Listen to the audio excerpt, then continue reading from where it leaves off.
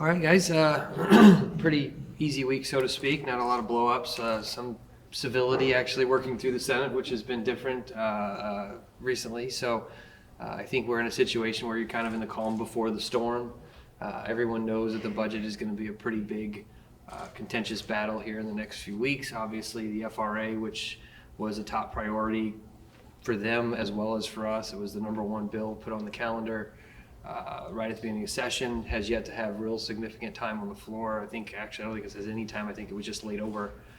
So we have an issue of trying to balance a budget with $4.5 billion hole kind of in it. Hopefully we'll be able to spend some significant time on that near future, and then roll right into the budget and be able to make ends meet and pass a balanced budget, which is our constitutional duty to do. So with that, take any questions. How's sending over the police takeover bill? Mm-hmm. Can you speak on? Yeah, I mean, I think that obviously with the prosecutor over there not getting an opponent, there's some good faith going on with him right now. The chief, again, we were having a similar conversation. I think the pro tem said it earlier, has been on the job for a short time, but seems to be making some headway.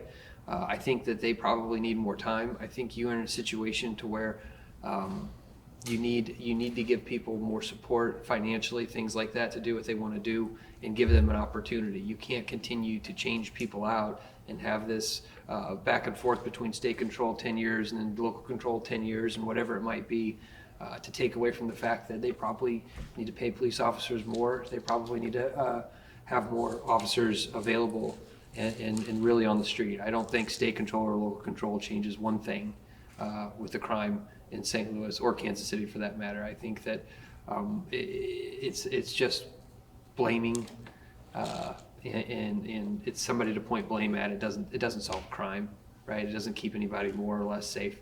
I definitely think that we're in a situation where they should be able to operate with autonomy, and if in fact you're in this conversation 3 or 4 years from now, maybe that conversation is different. But I think the chief and the new prosecutor over there need plenty of time to try to turn it around. It's a tall task. Should the state play a bigger role in Excuse me. officer recruiting and retention? I think if they were to play a big role, it should be in some sort of monetary funds to hire more officers, for sure. I definitely think that you have a real issue in St. Louis area with the St. Louis City and St. Louis County and people that want to be police officers and where they want to go, and that you're going to need to make it really attractive for a police officer to want to go to the city of St. Louis or St. Louis County or whatever. But you're having, my first thing would be to invest in more officers and make sure that the idea of working in there is attractive to them.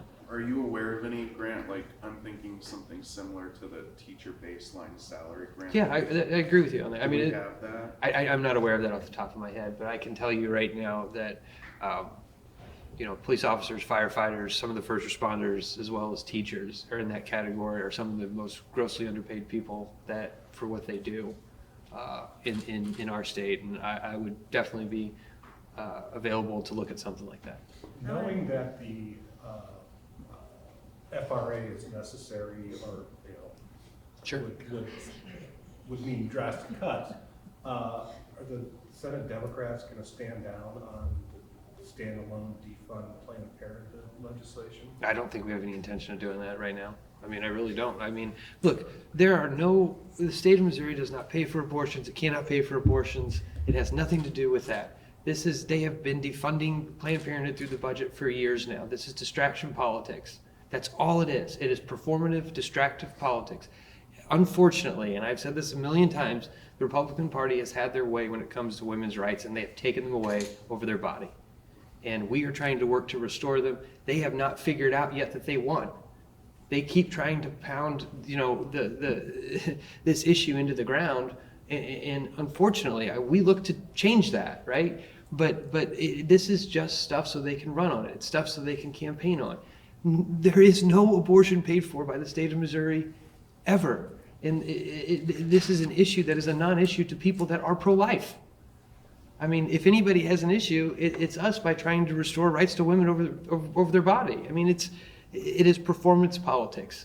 That's all it is. It is performance politics. Have Democrats been involved in any discussions or negotiations about the FRA and about this, that issue, Like with some sort of negotiations? no, or- not really. I mean, look, we need an FRA.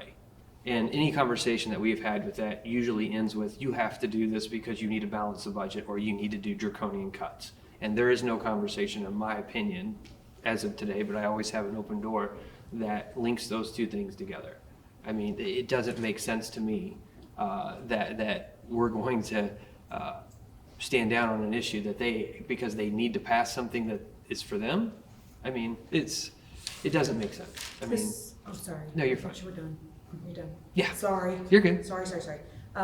This morning in the House Education Committee, which heard that large package you guys passed, a lady testified in opposition because, quote, "this bill is a Democrat's dream," and said that it's pretty much perfect for them. And when asked if any Democrats voted in the Senate for it, she said no, but they would have if they had to. That's what she said.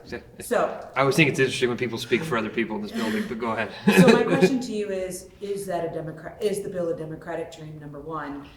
And it has the vouchers in it, which you said you strongly oppose. Look, it's not a Democratic dream by any means. I think I said it most appropriately last week or whenever, well, a week before spring break, whenever it passed, in regards of it's a good compromise, right? Because everybody can find something they dislike in it and everybody can find something that they really do like in it. And it is a generational investment into public education. We do not agree, by and large, with the voucher system being expanded. So, that is a bridge too far for us. We have seen these voucher systems be taken advantage of in other states, bankrupt public education systems, and do all of these other terrible things. So we can't do that. We can't, that's a bridge too far. Having said that, if you look at some of the stuff that we fought tooth and nail for, I believe there's going to be an updated fiscal note at some point that comes out pretty quickly, and it should be around the tune of $450 million into public education. So, I mean, if in fact, I hate to use the phrase, but if in fact, what some people might call the Doom Patrol wins next cycle, this might be your last opportunity for 8 years to have a generational investment into public education. I mean, that's what people on the other side of this need to really think about, that are uneasy about certain parts of it, because you might not see any sort of investment into public education if Jay Ashcroft's governor, right? If Bill Eichel's governor, if these guys have their way, they will systematically take apart any public education system. And I would argue that for probably any Republican on that side. So we're trying to, my perspective was to try to get ahead of it if in fact there is a situation in the next election cycle where we are up against it and people not only try to advance anti-public education programs, but tear down public education even more than what they already do. So this might be the last ship out. I asked Pro Tem Rowden, and this could be a question for either of you. Now that the primaries are largely set, can you speak about your outlook on the future of this chamber? Yeah, I don't know who wrote it, and I apologize if it was one of you, but I did see an article the other day about the turnover. And, I didn't really, obviously we know that there's going to be a lot of people leaving and there's people running statewide that could potentially leave. But man, if you really do break it down like that article did, there could be a massive turnover in the Senate next year, which is a huge loss of institutional knowledge. So I worry a lot about, that's why I fight so hard about the senating or being the normalcy, because what we have done by and large this session and really and truly the last couple of years has not been normal. And if you're losing the people who do remember when it was normal and when the Senate actually functioned day to day, you're going to lose that institutional knowledge. And that's a bit of a problem. But it's definitely something that Senator O'Loughlin for sure should really start thinking about what type of group she's going to have back next year. What are your plans when you leave this building at the end of this year? My plan is I'm going to Florida right after session with my family, and I'm gonna, I think I have some opportunities that we're trying to, my wife and I are talking about, but I don't have anything concrete right now, and I'm trying to focus on finishing this out and truly trying to enjoy what I can of my last year, probably in public service for a long time. So if I ever do it again. But truthfully, I don't. I have a few options that I'm playing around with. My wife and I are discussing. I want to ask about childcare real quick, because Sure. I asked Rowden if we expect it anytime soon, and it sounds like it's going to be the last week, and it's going to be the budget, the FRA, and childcare is what he said. So should that be something that's danced with or toyed with? When all we heard from the business community is it's something that has to get done. Yeah, look, I don't think it should be toyed with. I think there's very few things that you can get bipartisan support on right now, especially in this climate. That's one of them. That's something that we've worked with the governor's office for, Lauren. Senator Arthur's worked with Senator Gannon on. I mean, all sorts of Republicans and Democrats from both sides of the aisle have worked on that. For some reason, the Freedom Caucus has decided that they don't like tax credits after I believe we had at least 2 tax credits they offered in one day within hours of each other. So they like tax credits, I guess, for big business, but they don't like them for helping people get childcare. So, I don't know what the rub is in their caucus with that. That's something they have to deal with, but we are ready and willing to pass that. I would also heed warnings in regards of, to Summer's point on the Planned Parenthood stuff, and things like holding things till the end. I mean, I'm pretty certain they're gonna need Democratic help to pass a budget, to pass a clean FRA. So, we're gonna have to have some tough conversations, I think, over the next couple weeks about what exactly it looks like after we pass a budget.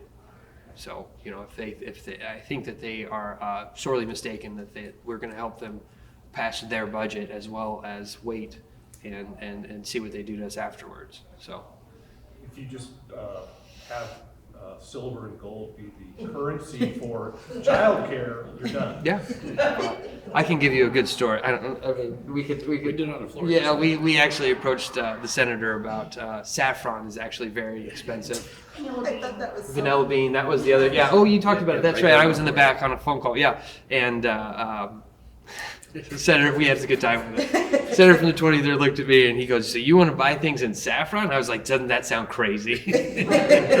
So, we had a good moment. Yeah, it is, I mean, I've been to go to the grocery store, it's like 4 little strings of saffron, it's like $15, Pound so. for pound, it's the most expensive food on earth. See, that's right, so, Always goes up. maybe the treasurer should be hoarding some saffron. I don't know, according to their model. I don't get it, but yeah.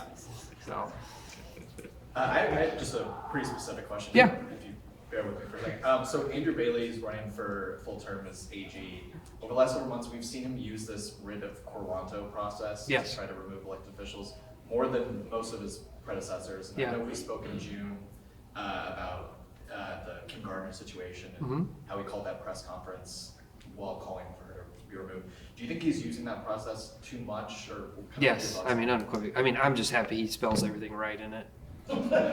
Truthfully, like he's had Supreme Court documents he's filed with like wrong names, and I think read an article where he's using an argument at the Supreme Court that's a fictitious story. And we're going to find, somebody had written an article that says we're going to find out the Supreme Court will allow you to use made-up stories in your brief.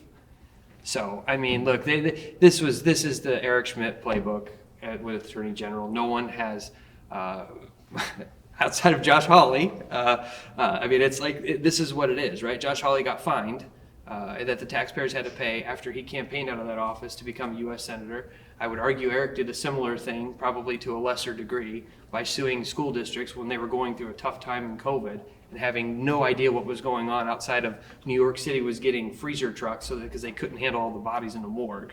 He's suing school districts in Republican areas in Lee Summit, Missouri, and everywhere else. And then he becomes a United States Senator. So Eric, this is a copycat lead. The Attorney General is doing the exact same thing. He's going to sue Joe Biden. He's going to sue his dog for biting a Secret Service member. He's going to do whatever he needs to do to keep his name in the paper. And he's flailing. And his opponent is representing Donald Trump. So we'll see how he squares that circle. Okay, thank you. Thank you, guys.